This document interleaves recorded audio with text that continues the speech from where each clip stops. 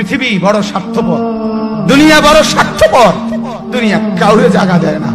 দুনিয়া কত ক্ষমতাধরকে মাটির নিচে ফেলায় দিছে, দুনিয়া কত সম্পদ আলাকে মাটির নিচে ফেলে দিছে, দুনিয়া কত সুন্দরী নারীকে মাটির নিচে ফেলায় দিছে।